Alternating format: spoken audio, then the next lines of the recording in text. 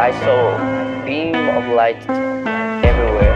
And then the moment I saw those beam of light, I thought to myself, the rapture is here. It's like in the corner of her eyes, seeing like a little boy or like a little ghost going to one of the rooms. It's a journey in the self too, because you find your intuition and discernment. But we got to realize that there's duality here. Maybe 6 or 8 times over the course of a couple of years, I would wake up to this dark figure standing at the foot of my bed. The green agenda is the obliteration of the human soul. They use children to do that. They can't do it without children. They need pure souls. And you cannot conduct a black mass without pure souls.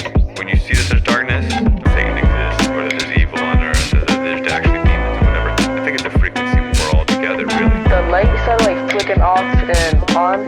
So it was like a toddler, like a 5-year-old or 4-year-old. At one point it started to gruff. I heard howls. I heard like this puffing sound, and I was petrified. I had no idea what it was. Well, the demons are here, and they are going to steal the children.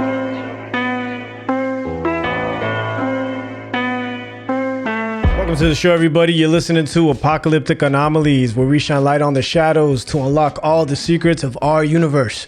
I'm your host, Abner J. Valdés. If you have a crazy experience or a story you want to share on the show, email me at apocalypticanomalies@gmail.com.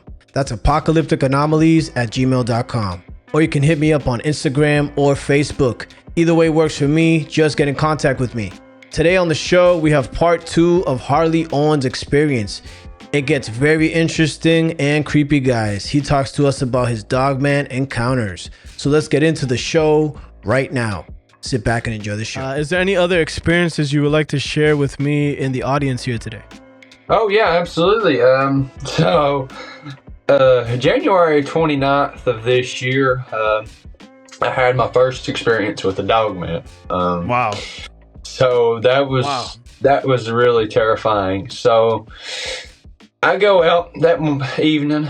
It's probably about 1:30, 2 o'clock, and I think I'm going to go to my research area that I've been in for 7 months now. I changed my mind. No, I'm not going there. I'm going to go look for some new ground. So this first location that I go to, I find a asterisk that was broken and made out of trees, and I was like, okay, well that's Sasquatch sign. There ain't nobody miles out here off the trail breaking trees and making an asterisk off of them. And I'm walking around some more, and I'm looking, and I find these rock stacks of 3. They're huge rocks, probably like that big around, and they were just stacked in 3s. And I'm sitting there looking around. I was like, yeah, there's some signs here. And I was just like, nah, it ain't worth it for me to keep looking here. So I go back to the truck, head further up the mountain to this mountain trailhead. So I'm going up this trail. I cross this big creek with a big bridge on it. And I'm working my way around the trail. And I cross this other wooden bridge across the creek. And then I work my way around some more. And I cross another wooden bridge across the creek. Now I'm zigzag my way around some more, and I come down a hill, and then there's a culvert that's across the creek, and you have to cross this culvert, and I go up a hill, and then the trail winds off. Now this trail to the right wasn't very well maintained by the park services, so I was like, well, I guess I'm going further up the mountain. So it was getting around 5 o'clock at that time, somewhere around in there, and I'm walking up, and I see a game trail that cuts across the trail. And I was like, okay, well, I'm going to look at this game trail. So I go to the right, and I'm walking around through there looking, and sure enough, I find a twist break, which is a pretty good indicator of the Sasquatch. And, it takes something with hands to twist a tree and break it. So this one was probably about 8.5 foot tall. The tree was twisted and broken facing down the mountain. But I find another tree that's twisted and broken. It's probably 11.5, 12 foot tall. It's twisted and broke facing up the mountain. I was like, okay, this is fresh sign. I'm going to run into a Bigfoot. I was like, I was 100% that's what I was going to run into. So I go back to the main trail, and I'm working my way up. And I'm coming close to a real sharp curve in the trail, because the trail curves like this, and then it goes up and curves back again. So I'm coming up to this first curve. I checked my phone. I had 30% battery. And I was standing there, and I was sending my location to my wife from the satellite because I didn't have no service. And And it finally sends, and I start to go around the curve, and I checked my phone again, and it said 10% battery, and it shut off. And I was like, okay, this is deja vu all over again. I was like, I'm going to run into a Bigfoot. There's one close by. I was like, it's going to happen. So at this point, it's starting to snow. It's starting to get colder because I just had on a hoodie, some blue jeans, and my muck boots and a hat. I didn't have no toboggan or nothing. I was like, you know what? Screw this. I'm getting out of here. It's starting to get colder and it's starting to snow a little bit more. And I'm like, all right, I'm leaving. So I go around a curve and I didn't get 15, 20 yards after coming around a curve and I heard something behind me to my right moving. And I was like, all right, I'm going to stop and I'm going to turn. It's going to be there. So I stopped and I turned and I looked straight at it and I see it. This huge dark brown wolf with the brightest yellow eyes. They were glowing. And I was like, oh my gosh. I knew instantly what I was looking at when I seen it. This thing pushed itself up with its forearms. And it took 3 steps. And it was right there in front of me, like 10, 15 yards away. And it's hard to really talk about this, man, because it was terrifying. This thing had its arm propped up on the tree. It had like a mane running down the back of its neck. It had these big German Shepherd-like ears. The top of its head in between its ears was flat. Its nose was kind of snudged up into the snout. These bright yellow eyes, of course, the big canines. It was very broad at the shoulders. But the hands, man. If you've seen a raccoon's hands,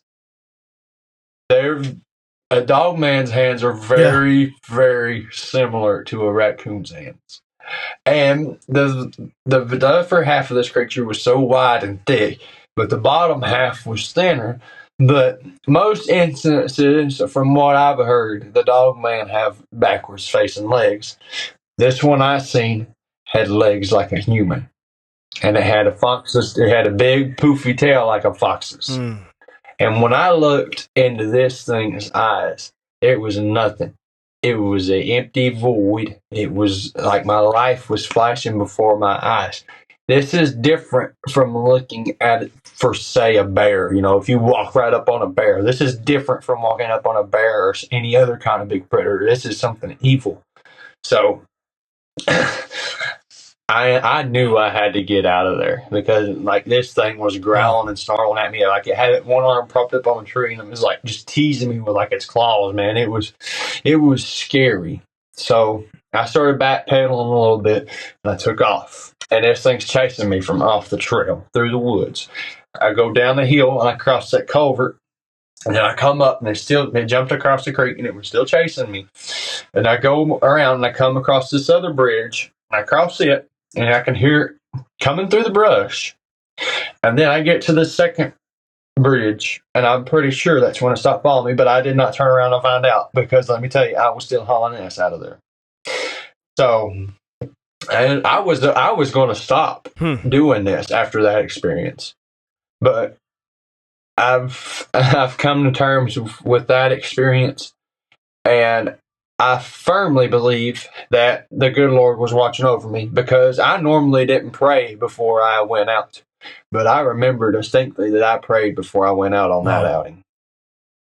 And now it's a every time thing. I pray before I go out. Why do you think this cryptid did not attack you? Like when it was right there, 10, 15 yards is not that far away. No, it's not. They're on a short leash. Yeah, man. They know their limits and what they can do, and some of them will overstep those limits. For example, the missing 411. Mm-hmm. Yeah. Can you go into that for me and the audience? So what I think is, they know their place under God, their abominations, and essentially they can only go so far. It's like you stay on the sidewalk, you keep on your path and they'll stay on their chains, So like, for example, if you're going down the sidewalk and there's a big dog that's on the chain and it's trying to get you, they know they have their limits, I believe that it ultimately wanted to scare the hell out of me so I would get out of there. Because later on, after that encounter happened January 29th of this year. My good friend, Rick, we're good friends now. He came down February 2nd, and I actually went back to that location, and we got a size estimate of this creature. It was 8 foot tall, not including the ears. It was like 38 inches at the shoulders. And from where it was laying to the tree it was at was 28 feet. And it took that in 3 steps. But here's the kicker. The compass was going haywire, spinning in circles from where that creature was at. What do you The veil was think spinning. it was protecting there? Do you think there's some type of go into that? So I did some digging. And on the maps in that area, there are 2 cemeteries. So I did not know these cemeteries were there because they are very, very old. And I believe that this creature was guarding this cemetery, so to speak. So there were 2 different cemeteries. Do you think this cemetery has some type of entryway into a different dimension, possibly? So. Yes. I am a big, firm believer in the portals. They're on a different spectrum that we are. We can't see them, but if we slip up, we can step and walk through them. And you'll never be seen again. It almost feels like they're the gatekeepers to something. I essentially think that they're hellhounds. Yeah, that's what I'm starting to think. I used to think that maybe they were some form of the Nephilim, but no, I think that they're your hellhounds. Wow, this is very amazing stuff because I've heard people say like it's the equivalent to Bigfoot being us, and then Dogman being like our dogs, our pets type thing. Well, like they might be connected. There is a connection that I'm working on between the Bigfoot and the Dogman because they're all in this area that I've found. I've found Bigfoot sign, I've found Dogman signs, I've found Bigfoot tracks, I've found Dogman tracks. Now, I've got a couple theories that I'm working on. I think that theory 1, that the Bigfoot are using the Dogman to trap prey, so to speak. So I found Bigfoot hunting blinds, and I think that the Bigfoot lay in wait in these hunting blinds, and the Dogman will run the prey to them, and then the Bigfoot just run out, snatch the prey. Bigfoot gets the first pick of the kill, then the Dogman get the scraps. But I've also been thinking about this too. So the juvenile Sasquatches, so to speak. Some of our dogs, for example, are very, very protective of the children. I think that in some instances, the Dogman guard the Bigfoot's young. But if you go deeper into that, how did a Bigfoot befriend a Dogman? Whether it be they have gained a mutual trust or respect for each other, because they're 2 apex predators. Why would they fight when they could get along and share the same habitat?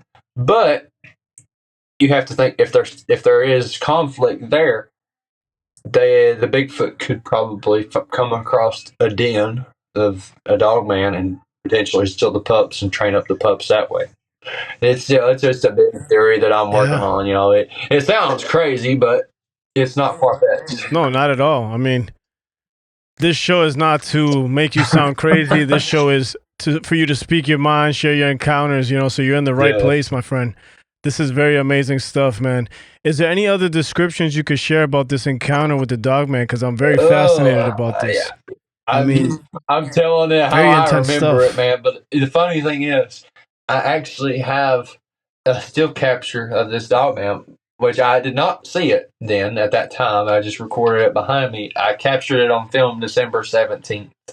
So, and I remember looking back at that photo, and just thinking about that dog man from January 29th, and I'm like, that's the exact same identical one. The resemblance is uncanny because this creature is just dark brown. Like it's unbelievable. Very amazing stuff. I'm sure the audience is really gonna, dig into this and really appreciate these encounters. Is there anything else you would like to share with us in the audience here today? Yeah, I've got another dog man experience that I'll talk about. This was April 28th. So I went 3 months without any kind of experience or sighting, so to speak. I found structures and stuff like that. But this was 3 months after January. So April 28th, almost May. I was hunting with my stepdaughter's dad at Forks of the River, WMA in Knoxville, Tennessee.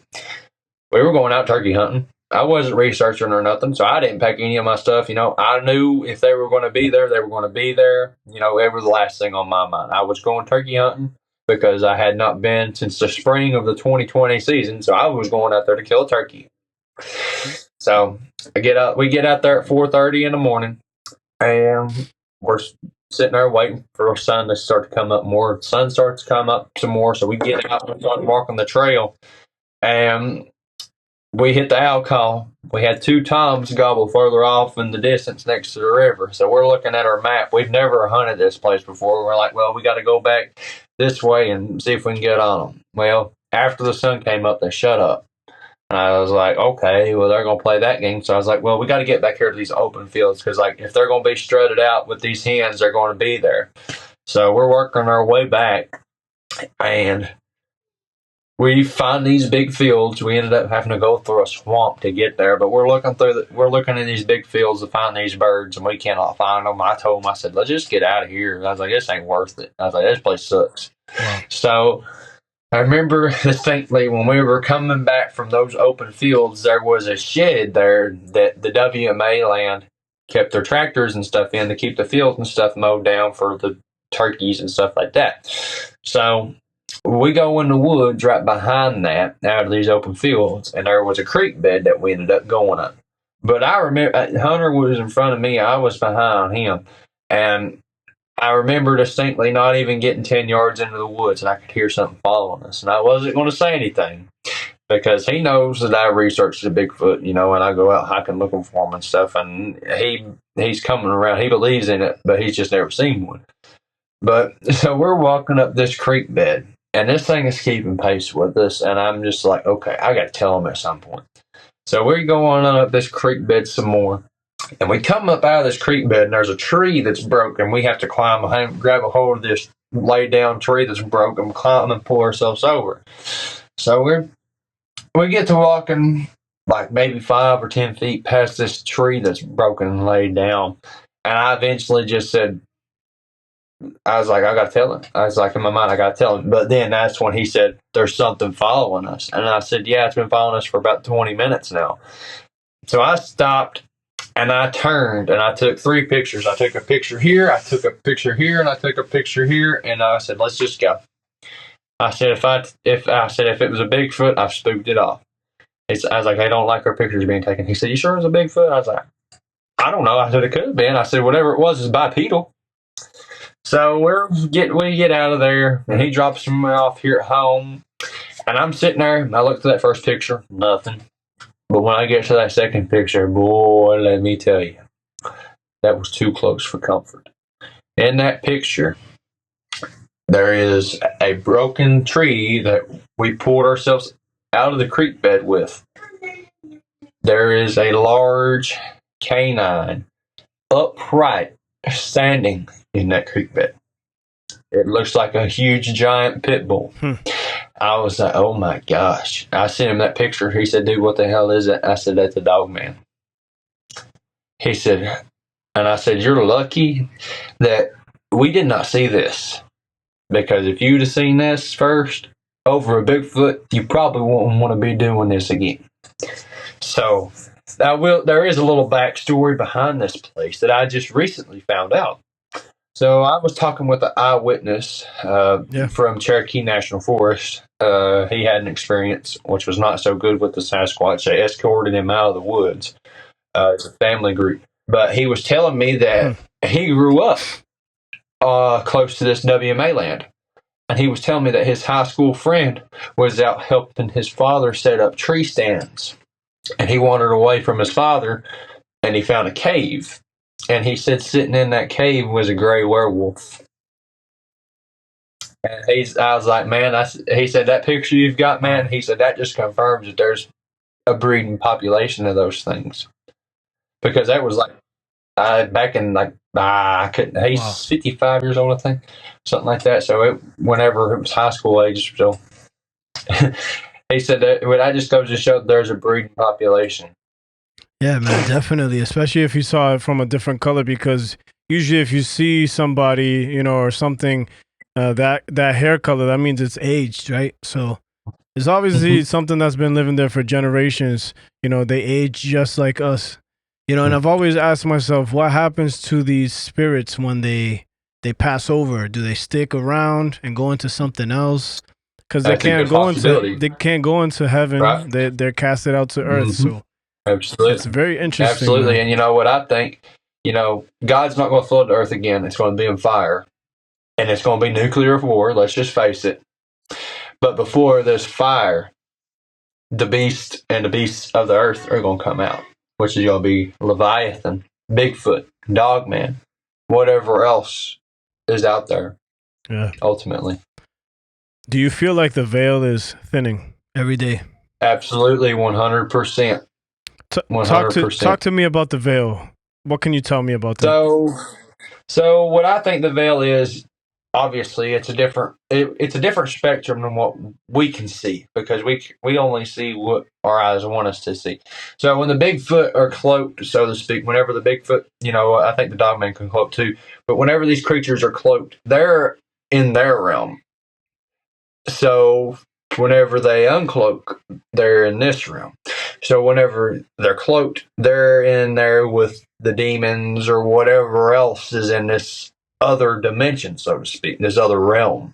So the veil is definitely thinning, because there's a lot of stuff that's starting to show up more and more. Man, I feel like I just encourage everybody to stay prayed up, because you never know when. You never know. Yeah, man. But ultimately, I think that when the rapture happens, the government is going to put it off on UFOs and all this stuff. Yeah, for sure, man. I feel like it's a big deception, you know. The big end game is the big deception, right? It is the big deception. Because if the devil knows Absolutely. from scripture how the world is going to end, wouldn't he try to do everything to deceive as many people as he can before it happens, before the ending comes? Yep. Absolutely. And AI is going to be the end. Harley, I feel like I could talk to you for days, man. I definitely got to have you back on this show. Hey, absolutely, brother. Hey, is there any final advice, maybe anything else you could tell the audience if they're ever out there and they encounter something like this? What's some piece of advice you can give them? Know your limits. Don't exceed your limits. Do not tick these things off, because they are beyond your comprehension, beyond your belief.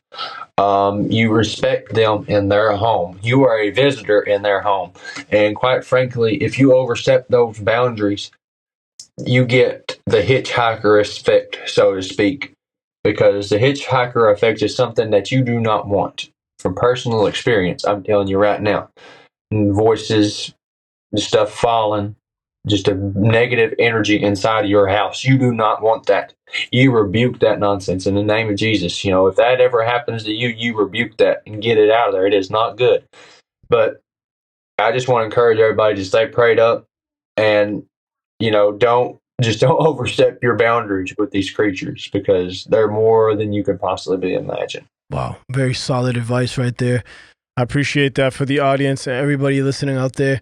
Harley Owens, one last time, can you please tell the audience where they can find you and your work, please? Yes, absolutely. It's Bigfoot Reports and Data. It's the and symbol. So it's on Facebook, my Facebook group, Instagram, TikTok, and YouTube.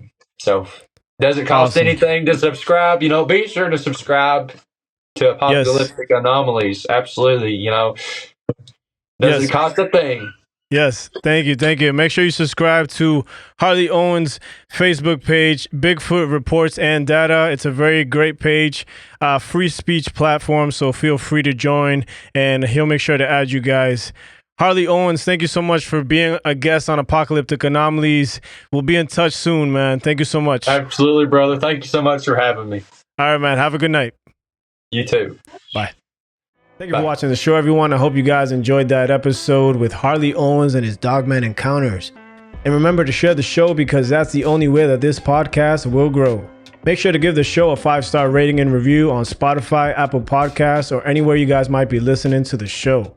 And if anyone out there listening that wants to share an experience, please reach out to me because I'd love to hear from you and have you on the show. Until next time, everyone, stay safe, stay blessed, and remember to innovate honesty and always illuminate the truth. Bye.